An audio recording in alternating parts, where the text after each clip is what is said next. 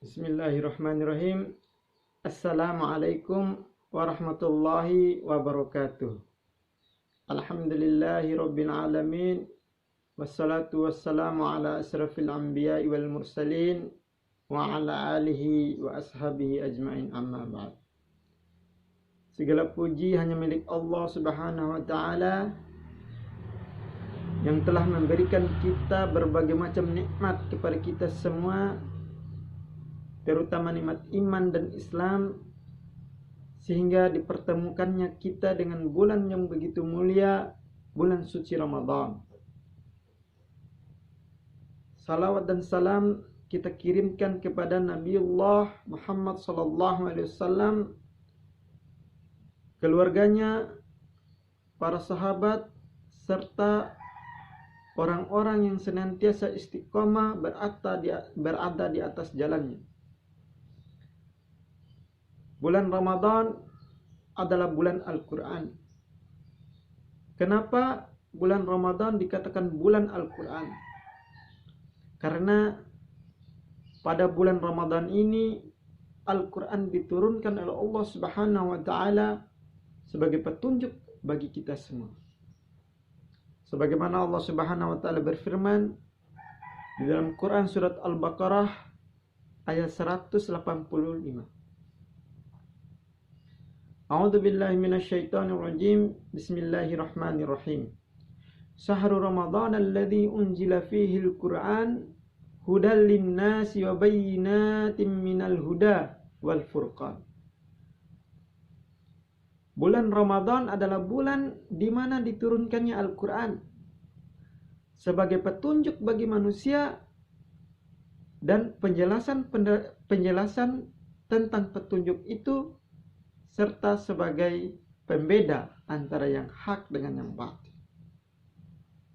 Allah juga berfirman dalam Quran surat Al-Qadar ayat pertama, A'udzubillahi minasyaitonirrajim. Bismillahirrahmanirrahim. Inna anzalnahu fi lailatul qadar.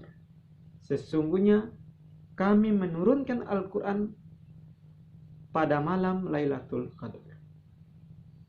Artinya Al-Quran diturunkan pada bulan yang mulia, bulan suci Ramadan, dan pada malam Lailatul Qadar, malam yang lebih baik dari 1000 bulan. Kaum muslimin rahimakumullah,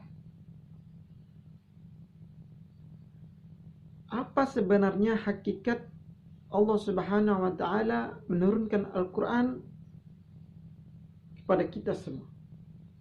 Tidak lain dan tidak bukan sebagai petunjuk untuk kita dalam meniti kehidupan di dunia ini. Bukankah jika kita membeli barang-barang elektronik misalkan, kita disertai dengan buku petunjuk atau pedoman prosedur pemakaiannya. Begitupun dengan kita. Allah Subhanahu wa taala menurunkan Al-Quran sebagai petunjuk untuk kita, sehingga bisa kita pelajari dan kemudian kita amalkan dalam kehidupan sehari-hari. Kaum muslimin rahimakumullah, bukankah dari surat Al-Fatihah sampai surat An-Nas di dalamnya tidak perlu kita ragukan lagi kebenaran? Karena Allah Subhanahu wa taala berfirman di dalam Quran surat Al-Baqarah ayat yang kedua, "Dzalikal kitabul la raiba fi hudal lil muttaqin." Al-Quran itu tidak ada keraguan di dalamnya, petunjuk bagi orang-orang yang bertakwa. Kaum muslimin rahimakumullah,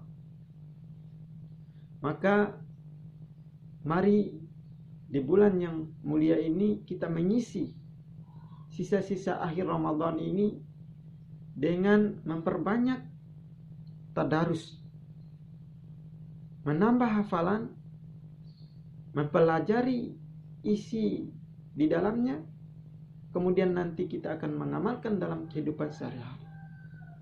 Karena di dalam Al-Quran mengatur segala urusan kita, baik sebagai makhluk individu maupun sebagai makhluk sosial.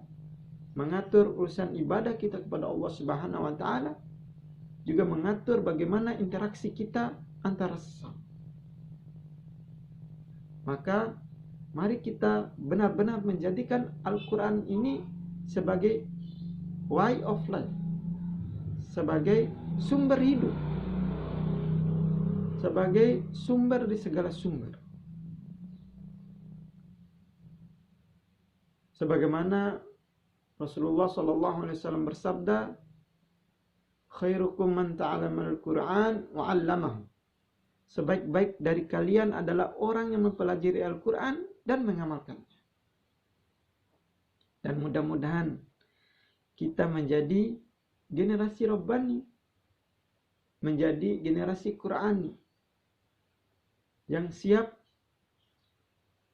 mengamalkan dan mencerminkan nilai-nilai Al-Quran dalam setiap kehidupan kita. Baik itu tutur kata kita dan perbuatan kita. Dan tentunya di akhir Ramadan nanti kita akan mendapatkan kemuliaan bulan Ramadan seperti yang dijanjikan oleh Allah Subhanahu wa taala, yaitu titel takwa. Mungkin demikian hukum yang bisa kami sampaikan. Wabillahi taufiq wal hidayah. Wassalamualaikum warahmatullahi wabarakatuh.